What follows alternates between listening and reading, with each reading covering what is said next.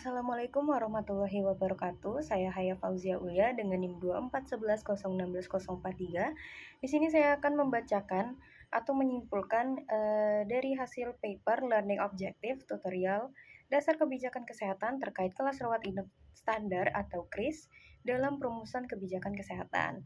Nah, jadi KRIS sendiri ini singkatan dari kelas rawat inap standar yang merupakan salah satu kebijakan atau standar minimum pelayanan rawat inap yang akan diterima oleh peserta. Tujuan KRIS ini yaitu untuk menjalankan prinsip asuransi sosial dan prinsip ekuitas dalam program JKN. Jadi salah satu contohnya itu yaitu menghapus kelas BPJS yang terdiri dari 3 kelas. Lalu KRIS sendiri sempat dibahas di dalam UU dan pasal yaitu terkait dengan perubahan Peraturan Presiden yang ketiga 82 tahun 2018 yang mengatur manfaat JKN sesuai dengan kebutuhan dasar kesehatan, manfaat rawat inap di kelas rawat inap standar, dan pembenahan tata kelola. Selain itu, ada pula SOP atau Standard Operating Procedure yang disebutkan dalam pasal 1 angka 4B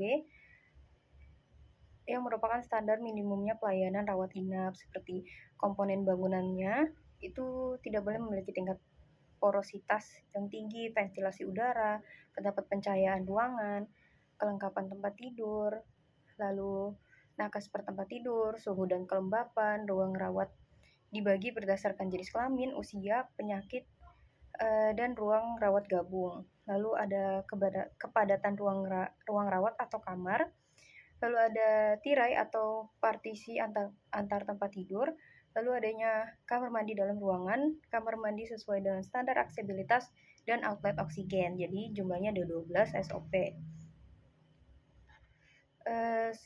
Selanjutnya ada pula manfaat dan tingkat kepuasan masyarakat terhadap KRIS. Untuk manfaatnya itu ada 3.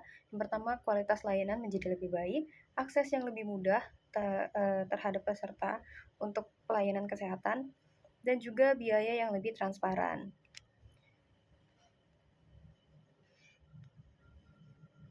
Dalam tingkat kepuasannya, di sini ada salah satu wawancara yang dilakukan oleh peneliti terhadap informan di mana orang yang diwawancara itu merasa puas dengan fasilitas dari pelayanan yang didapatkan setelah adanya simulasi program KRIS ini.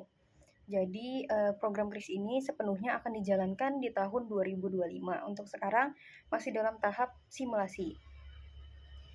Lalu adapun tantangan dari KRIS yaitu adanya kurangnya kesiapan rumah sakit, seperti tidak semua rumah sakit itu siap untuk memenuhi standar operasional dari KRIS.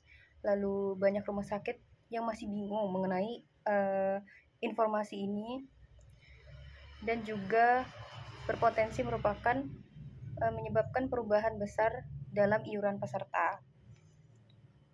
Nah, selain itu ada juga kesiapan rumah sakit. Salah satu contohnya dari peneliti yang dilakukan oleh Sri Nurul dan kawan-kawan itu terhadap RSUD Kota Salatiga, di mana RSUD Kota Salatiga ini termasuk dalam rumah sakit yang sudah siap dan